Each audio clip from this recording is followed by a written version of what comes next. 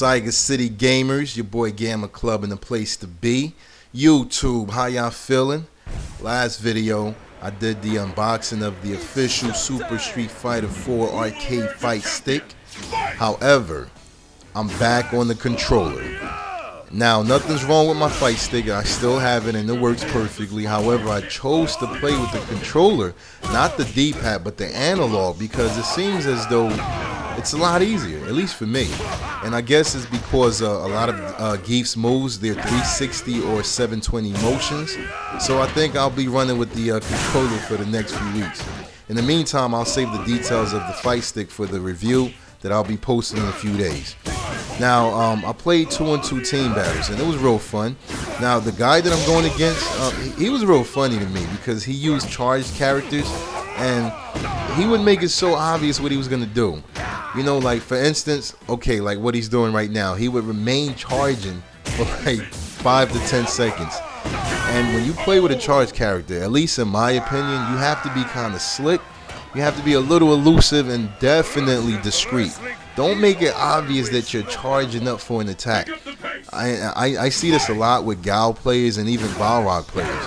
I mean, if you have a microphone, you might as well say, hey buddy, why don't you jump into me so I can headbutt you into the Ultra? Because, I mean, that's what the body language screams out when you remain in that position. So, you know, he made it a little easy for me to just counter everything he was doing or jump over it because it was so predictable.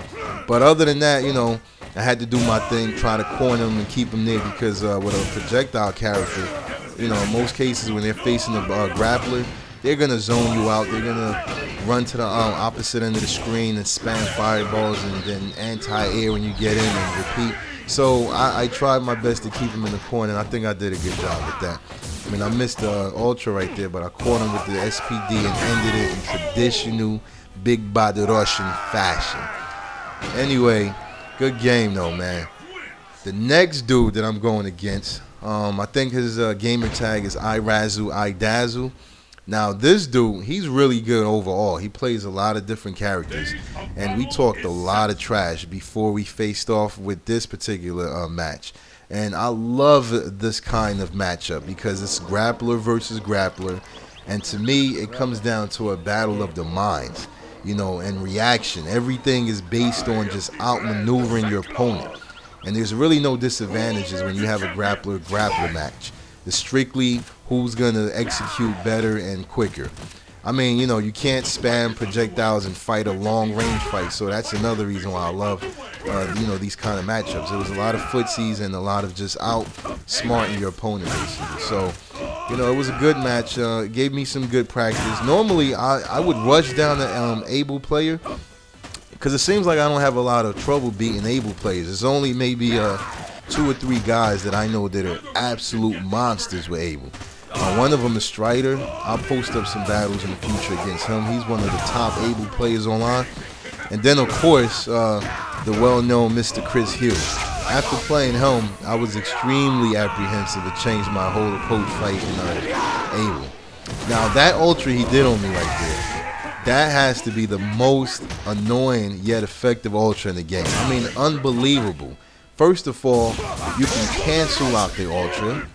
You can hold the Ultra and execute it when you want to. It's basically unblockable. You would just have to be fortunate enough to time a perfect jump over it, or maybe have an exact counter Ultra. I don't even know if that's possible, but that has to be one of the best Ultras in the game.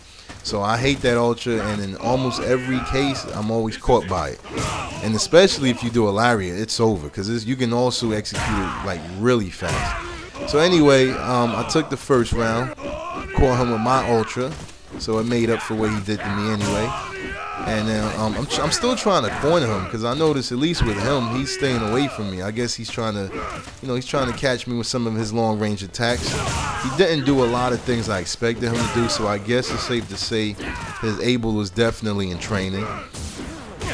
But you know, he did his thing. Oh yeah, see, he missed a couple combos, and he has Ultra now. So whenever I go against an ABLE with Ultra, it seems like that's what they're just doing. They're setting me up to execute the Ultra. So at this point, I'm nervous, but I'm just trying to get in as many hits as I can before he catches me with it.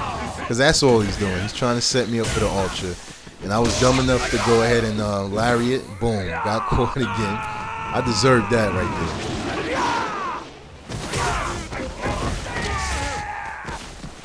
there. Yeah, man, I think I might post up those matches against Chris Hugh, because I can't recall who won it. I know it was like a best of 5.